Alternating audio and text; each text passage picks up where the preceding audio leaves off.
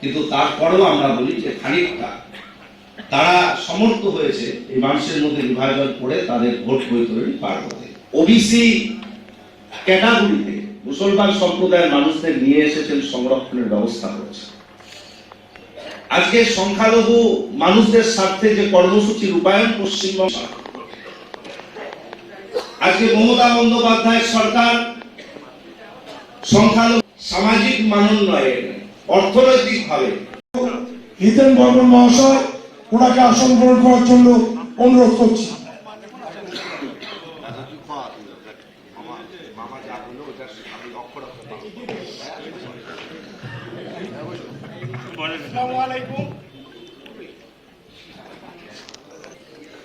কুচবিহার জেলা সংখ্যালঘু মাইনরিটি সেলের উদ্যোগে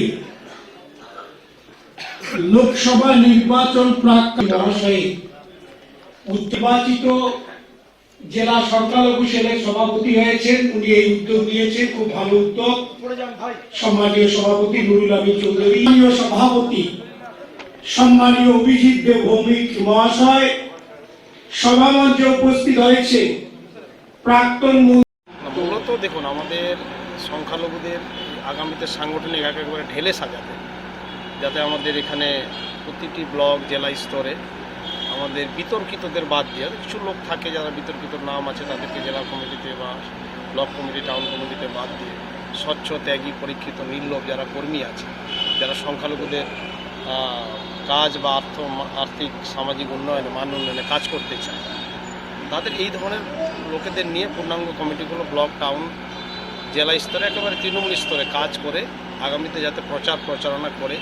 আর বিশেষ করে সংখ্যালঘু দপ্তরগুলো এমএমই ডিপার্টমেন্ট মাননীয় রাজ্যের সফল মুখ্যমন্ত্রী মমতা বন্দ্যোপাধ্যায়ের উদ্যোগে নেতৃত্বে একাধিক অভিনব উন্নয়ন রাজ্যে হয়েছে সংখ্যালঘু বিভিন্ন খাতে। এবার রাজ্য বাজেটও আপনারা দেখেছেন যে বাজেট অনেকটাই বৃদ্ধি করা হয়েছে। সেই হিসাবে কেন্দ্রের যদি আমরা বাজেট পরিসংখ্যান তুলে ধরি অতি নগণ্য, তা সেই হিসাবে এই ধরনের বিভিন্ন যে উন্নয়নগুলো অভিনব উন্নয়নগুলো যে সংখ্যালঘুদের হয়েছে সেগুলো এলাকায় প্রচারণার মাধ্যমে তুলে ধরা, মিটিং মিছিল প্রোগ্রামে ভোট প্রচারণা ইত্যাদিকে তুলে ধরার কৌশল, এগুলো আমরা বিভিন্ন ভোট কৌশল নিই। এবং সংখ্যালঘু তৃণমূল কংগ্রেস এখানকার জেলা তৃণমূল মাদার কংগ্রেসকে সঙ্গে নিয়ে জেলা সভাপতি আছেন এখানে অভিজিৎ দেবভূমি, সকলের সহযোগিতা পরামর্শ নিয়ে যাতে ভালোভাবে তারা সংখ্যালঘু সেল ভালো করে কাজ মিটিং মিছিল ডেপুটেশন লড়াই সংগ্রামে রাজপথে থাকতে পারে ভোটকে কেন্দ্র করে।